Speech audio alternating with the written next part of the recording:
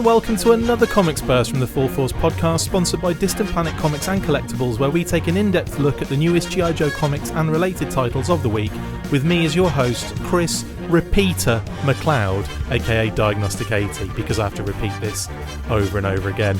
Joining me on this episode is Brian Coverboy Hickey.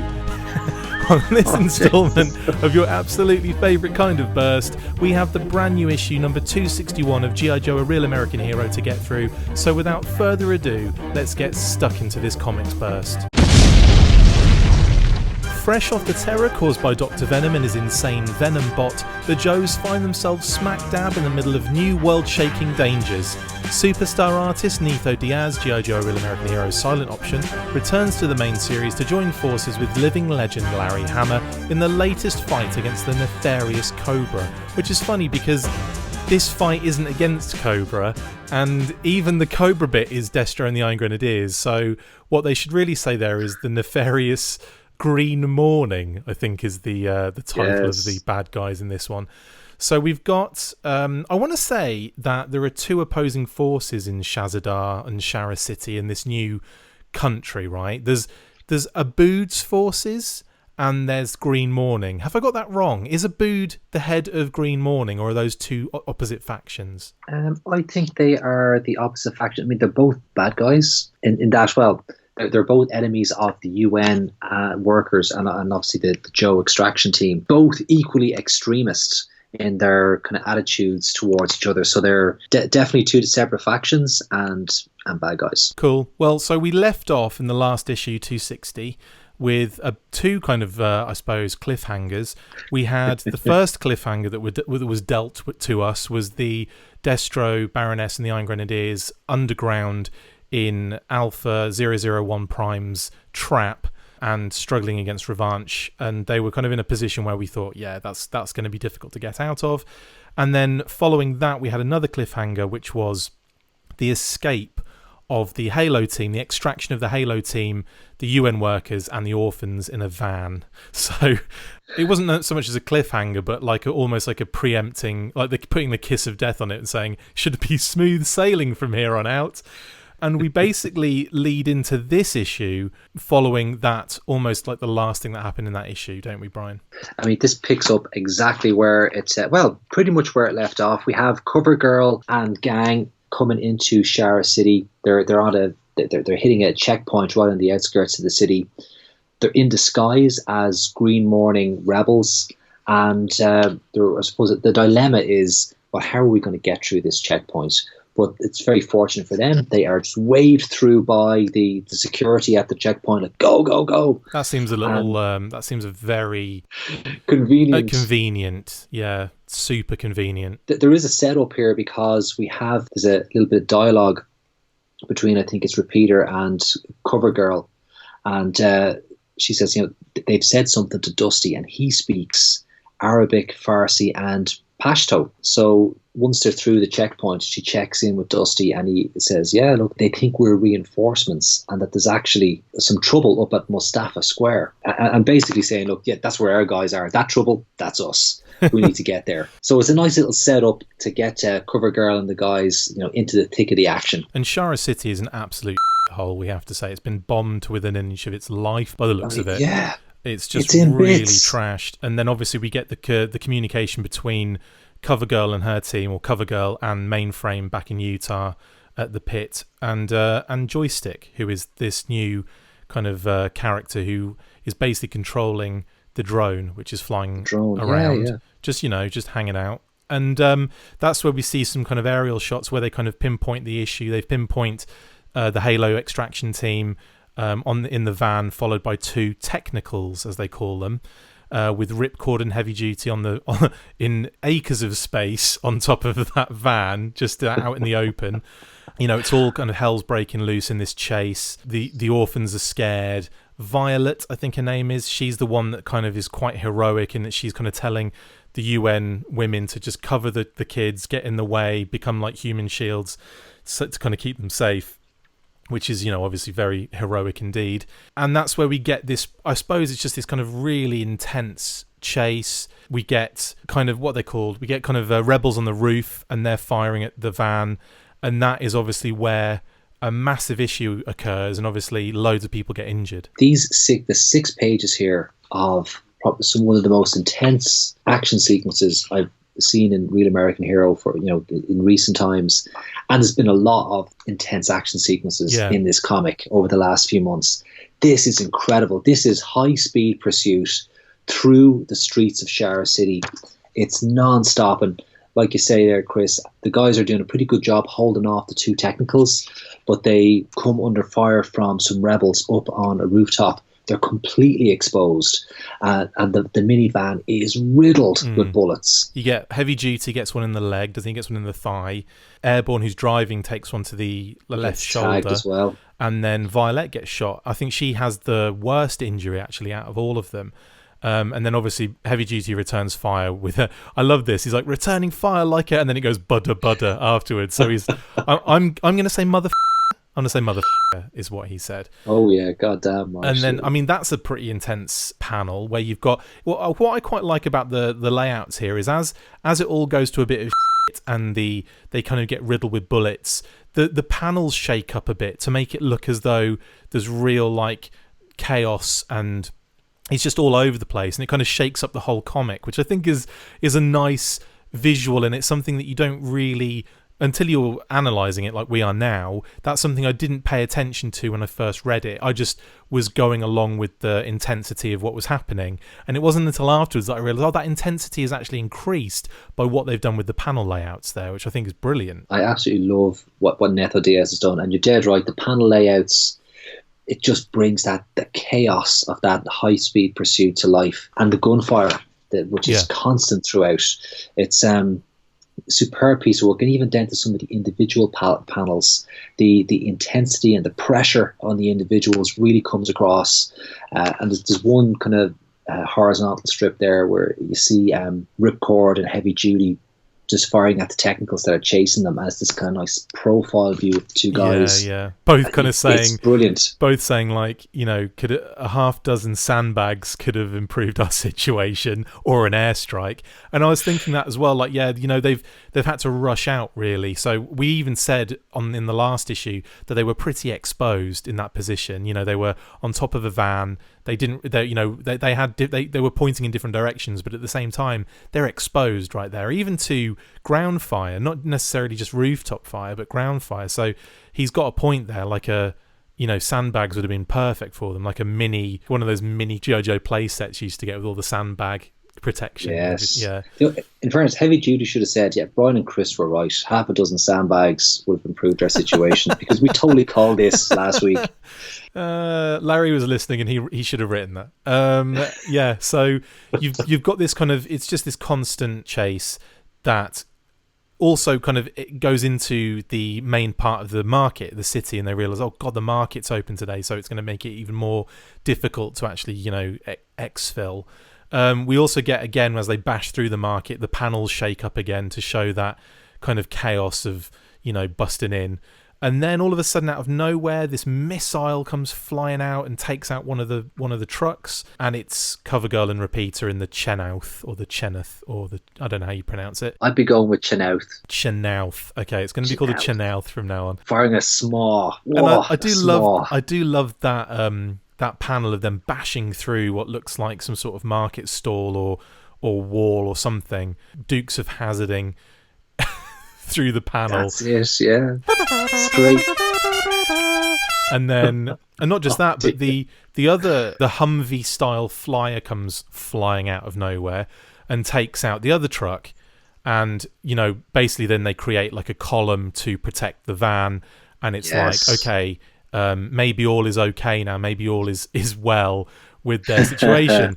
And that's where we flip over to Kansas again, and you've got I love that you've got the Mamba still light up in the air, and you've got the Aspid now is what it's been called. So shout out to G.I. Joe Aficionado on Twitter. He actually pointed this out on Twitter and said, oh, like it's been given a name for the first time in its life, and so this helicopter is called the Aspid, which is a really cool name for it.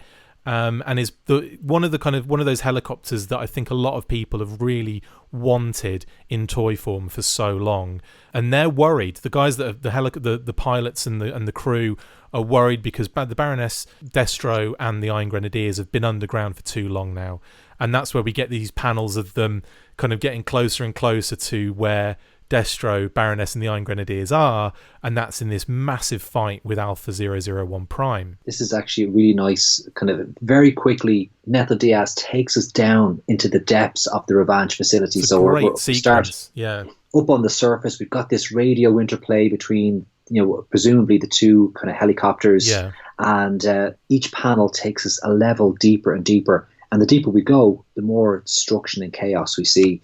And then when you flip the page, it's a full page spread of Alpha 001 Prime unleashing hell on the Iron Grenadiers, Destro, and the Baroness. Now, Destro and the Baroness slip away because they've got a bit more about them, and he's got wrist rockets, so that always helps. They slip away. The Iron Grenadiers are probably getting the pasting of a lifetime, and then it's just a matter of them basically saying, we need to get out of here. We need to basically get into a position where we can get away and reevaluate the situation. And obviously that's being made harder and harder by Alpha 001 Prime. I do like the constant, like every time you see Destro and the Baroness doing something, they're either basically being helped by an Iron Grenadier who's getting the kicked out of them, or they're helping an Iron Grenadier from a kicking situation.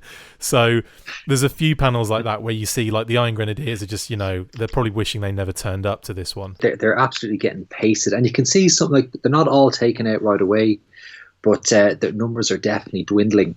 And as we come to the end of this particular sequence here, Destro's plan is like, let's just grab as much Semtex, Primacord, and Detcord from the fallen Grenadiers as is possible, as they kind of fight a retreat essentially from Alpha 001 Prime. And then there's also this other little kind of interaction, which I think is, I suppose it's foreshadowing in a sense, because I think that Larry's hinting at something here that we might find out more information about later on, and that's where Baroness and Destro are having this conversation in the middle of the firefight, as they always do. And he basically mentions that he thinks Revanche is structured in a way that no individual unit knows the main kind of like leadership, if you know what I mean. It's always like they're kept very almost like as separate entities, and they just report to their higher ups, and in so doing you get this hierarchy, and that way Revanche protects their main cell, I suppose, or the leadership.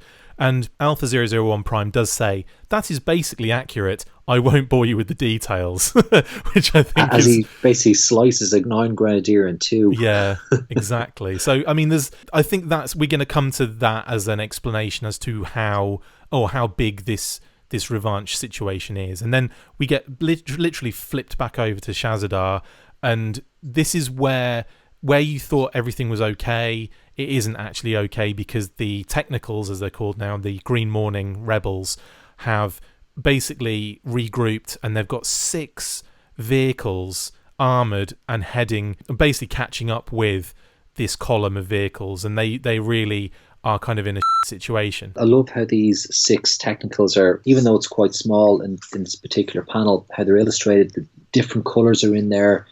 And you really get this sense that these are just bangers, absolute bangers that they've cobbled together to make them roadworthy. They're not equipped with proper military gear at all, but at the same time, it doesn't make them any less lethal for our kind of heroes as they try and make their escape. Yeah, they're closing in fast, and we have coming into the rescue. We've got Wild Bill and is it Lift Ticket? Lift Ticket, yes. Wild Bill and Lift Ticket coming in the C-130, and they know they can't stop. Like land and stop and let the guys load up comfortably. So they have to plan an incredibly daring rescue attempt, and this is the big climax essentially in this particular story. This actually reminds me of the movie Delta Force. It might have been like it might have been like Delta Force 3 or something like that, but where the plane does the similar thing, and Chuck Norris is on a motorbike with missiles on it, and I think he has to kind of literally gun it up behind the plane and try and get on the on the back ramp as it's getting away, or he uses some sort of boost. I can't remember. It's been so long since I watched that movie, and I'll see if I can find the clip.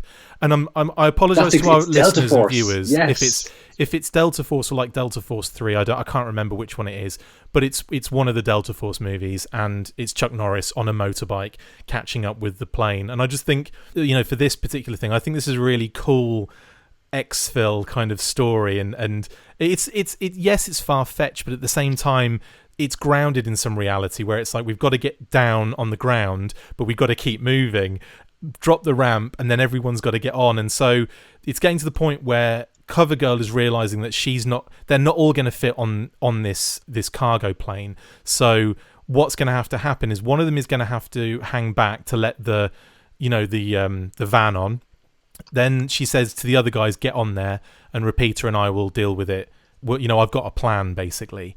So not unbeknownst, but what's been happening as well in the lead up to this is the drone has been, firing on technicals as well to protect the convoy of vehicles.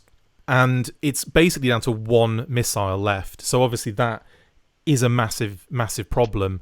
So CoverGirl has this plan, which is quite genius in actual fact.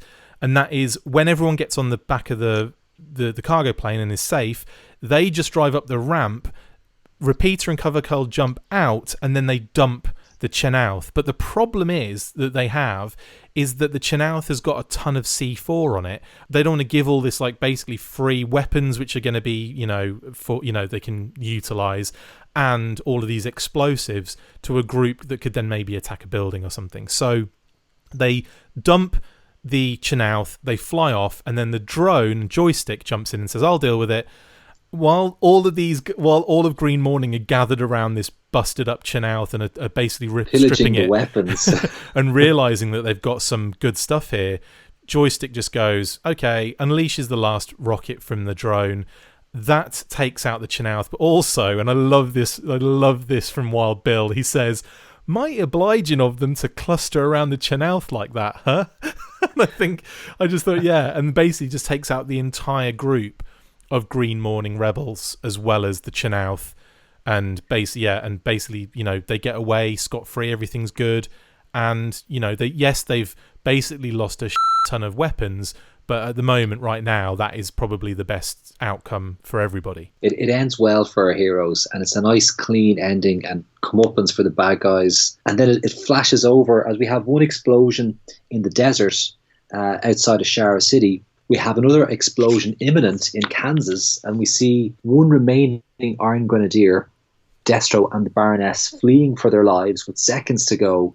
And then the entire Revenge facility goes up in a huge explosion, obviously burying Alpha 001 Prime under tons and tons of debris. But so it looks like it's a where the Joes got away in good shape. Fortunately for our other kind of bad heroes, Alpha 001 Prime is not buried under tons and tons of rubble, and we see this claw, almost like something from the Matrix, come up from the ashes and grab a hold of or wrap itself around the Aspid. And the Mamba. Oh, and the Mamba. Look at this. It's a long old stretch, but he's grabbed it somehow. Oh, jeez. That's he's got some serious tentacles. Isn't it great? I do like that last panel. I think it's really, really cool. And it's like, it's funny how Destro and the Baroness now have been involved in, and the Iron Grenadiers have been involved in two similar cliffhangers at the end of the last couple of issues. It's like they were still we're underground with Alpha 1 Prime, and now they're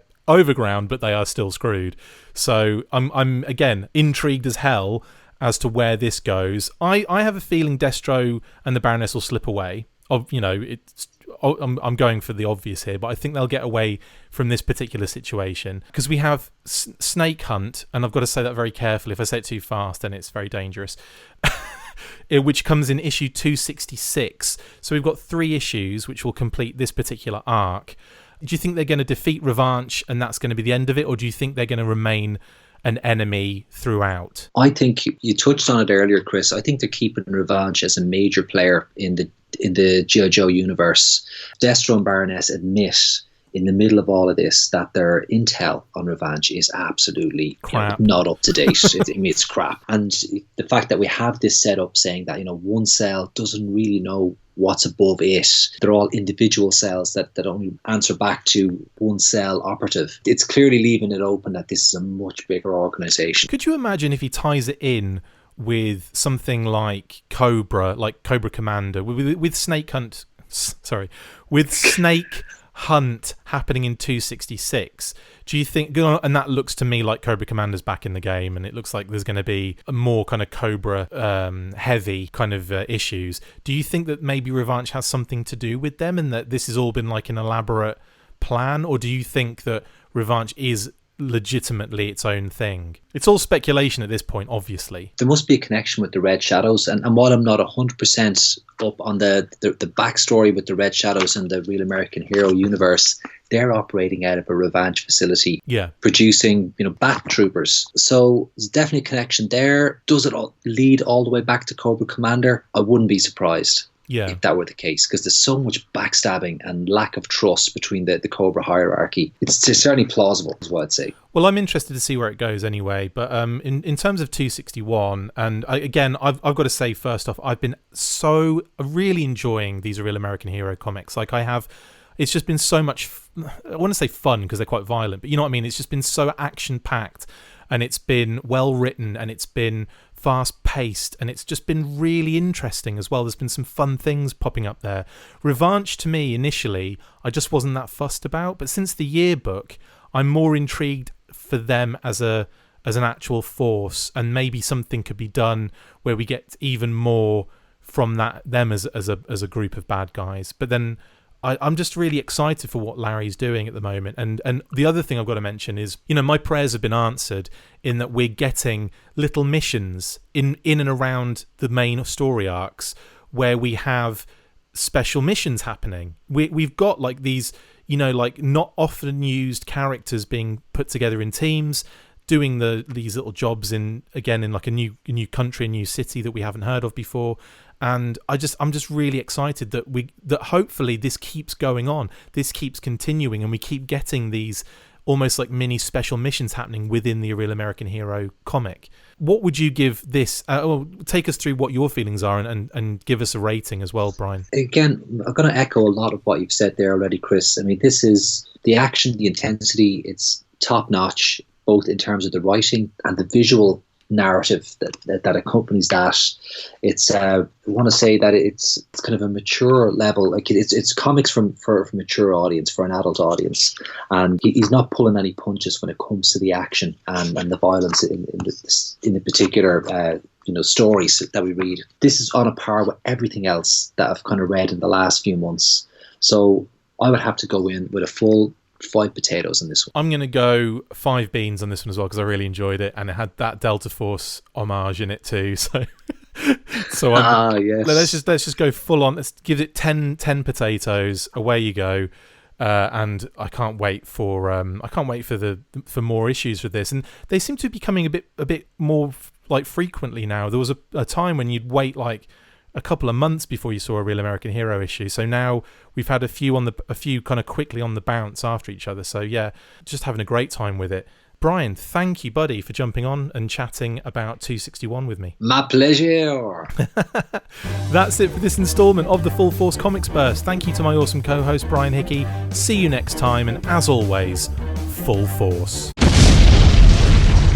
Make sure you get involved with the discussion by liking, sharing and commenting on these videos, and as always you can keep up with the show after listening by following on Twitter @The Full Force, liking the Facebook page facebook.com/The Full Force, and if you would like to contact the show you can message us on either of those platforms with feedback or questions. We have also started a Patreon page, so if you want to see your name up in lights on these videos or enjoy exclusive bonus content, then check out patreon.com/The Full Force Podcast, or click the link on any of the posts this podcast appears in. Full Force. And a big shout out to our sponsors, Distant Planet Comics and Collectibles, located at 601 Business Loop 70 West Suite 263, located in the Parkade Center, Columbia, Missouri. You can visit their website at distantplanetcomics.com and on Facebook at facebook.com/distantplanetcomics.